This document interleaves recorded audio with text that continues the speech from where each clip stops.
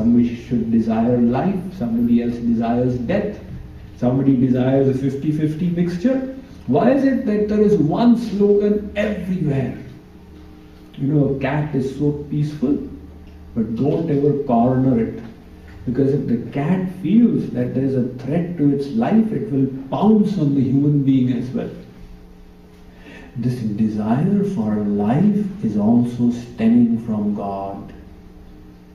God is eternal, ever existent. From eternity till eternity.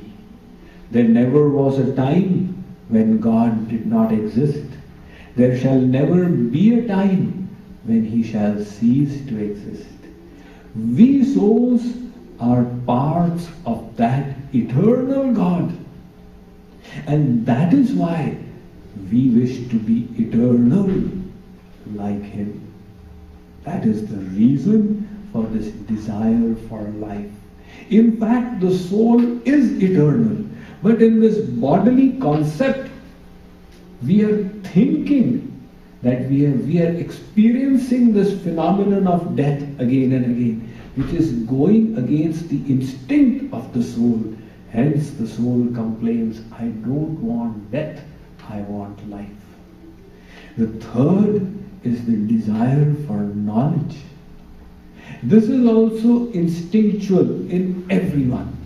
We want more knowledge. We are seeing, we are gaining knowledge. Reading, gaining knowledge. From others, how does he sit? How does he talk? How does he do this? How is his house like? Intuitively, we are continuously gaining this knowledge. Why? Knowledge is our nature. Ignorance is against our nature. We are parts of God who is infinite knowledge, all-knowing. The Vedas say, Sarvagya. Yah sarvagyaha sarvavidyasya jnanamayam tapaha. The 9th verse of the first the Mundak of the first Khanda of the Mundak Upanishad. It states, God is Sarvagya, omniscient, all-knowing. You know what you are thinking. You don't know what your neighbor is thinking. And nobody knows what everyone in this room is thinking. However, the all-knowing God knows what all the 7 billion human beings on this planet Earth are thinking right at this moment. And not just this moment, He's got an account of everything that we have thought and done from the time we were born till today. He's maintaining an account. He has to give the results. That is His justice. And not of this one lifetime, of our innumerable past lifetimes. Not just the 7 billion human beings. Souls are there in all different species. They are transmigrating. Somebody's got a human form and goes into the animal species. There's a difference between dogs and dogs. There is one dog who is born in America and he lives in air-conditioned houses, eats dog biscuits and goes to dog hospitals. And there's one dog who is born in the streets of Chandni Chowk in Delhi and he keeps trying to steal roti and keeps getting whacked by sticks. How come there's such a difference between dog and dog? It's the karmas from past lives that God has kept an account of and is giving the results. Once in Hong Kong, I was taking a morning walk, my first visit to Hong Kong, and one Chinese lady, she had got this little dog in the pram, in which I am used to seeing children being carried. And she was taking this dog in the pram around. I looked at the dog as it was being brought, and the dog knowingly looked at me. I know why I was surprised. I said, you lucky fellow. If you had been born in India, you would have known. So, God has, the all-knowing God, imagine the infinite expanse of His knowledge. He knows everything. Sri Krishna said, Vedaham samatitani vartamanani charjana bhavishyani cha bhutani mam tu vedana kaschana. Arjun, I know the past, the present, the future. Me, nobody knows. We are tiny parts of that God who is all-knowing. That is why we too desire to be all-knowing like Him. How can we become like that? We do not know. But the urge does exist. So although we have turned our backs to God, although we are experiencing misery, there is nothing wrong in the divine plan.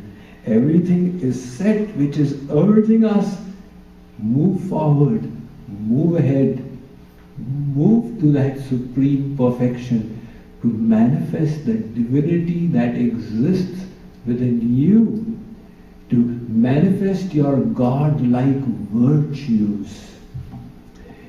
This desire for virtues is also coming from God. Everybody wants to be honest. Everybody loves honesty, kindness, justice. You will say, Swamiji, really? Which world are you living in? The same world that you are living in. But there are so many people who say 50 lies in a day. Teri kasam, meri kasam. They may be lying. However, internally they also love truth. That person who lies, you lie to him. Will he like it? He will rebel. Why did you lie? You speak 20 lies every day. If I've spoken one, what is your problem? No, speak the truth to me. This is called honesty amongst thieves. The head of the gang of dacoits, if one of his fellows speaks lies, he's going to complain. If one of Bin Laden's lieutenants had spoken lies to him, he would have got infuriated. You speak lies to me? In other words, the head of the gang of dacoits wants truthful behavior from others. Why is that? That is our nature. We are tiny parts of God, and that is why this instinct, these are all His qualities: truthfulness, kindness, justice, and we are naturally drawn to them. One thief, he stole from somewhere and came home. He counted his booty and was very pleased. Today I have got a big loot. Satisfied, he went off to sleep. At night, a thief entered his house and stole from the thief's house. The first thief, when he got up, he was infuriated. Who is this? Does he not know whose house this is? If I find him, I will not let him live. Why are you so agitated? You are a thief yourself. You should be happy. Your number has increased. There was one thief in this neighborhood, now there are two. Your party has doubled. No. I will steal. Nobody should steal from me. I will do injustice. Nobody should do injustice to me. When Karan, his chariot wheel got stuck in the mud, Sri Krishna told Arjuna, shoot him in the back. When he has his chest to you, you won't be able to shoot him. Now Karan heard, his ears were very powerful. Karan. So he said, Sri Krishna, you are the manifester of the Vedas. In those Vedas, you have described the rules that warriors should follow. Don't hit under the belt, don't hit behind the back, don't hit after sunset. And you are teaching Arjuna all this trickery. So he said, Kshatra dharma mamekshasu. What is the dharma or the code of conduct for a warrior? Think.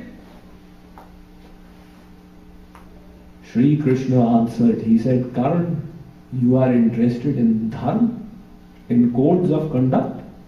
What happened to your dharma when Draupadi was being humiliated in the assembly of the Kauravas? What happened to your dharma when the right of the Pandavas was being snatched from the Kauravas? You yourself took the side of these irreligious Kauravas, and from us you expect religiosity? So Sri Krishna said, Kva dharmaste tadagatah. Karan, what code of conduct did you follow at that time? For such a person, we can kill him as we wish. That is a part of the code of conduct. In other words, somebody who is irreligious, dishonest, also wants honest behavior, justice from others. Why? These are all the virtues of God. They are called the divine qualities, God-like traits, and we people, being part of Him, are naturally attracted to them. So all this indicates to us the answer to the second question, that our goal in life is to realize God. So the first question, we are the eternal soul. The second question, our goal is to attain God realization. Now we will discuss the third question in tomorrow and day after's program. Shri Radha Krishna Bhagwan ki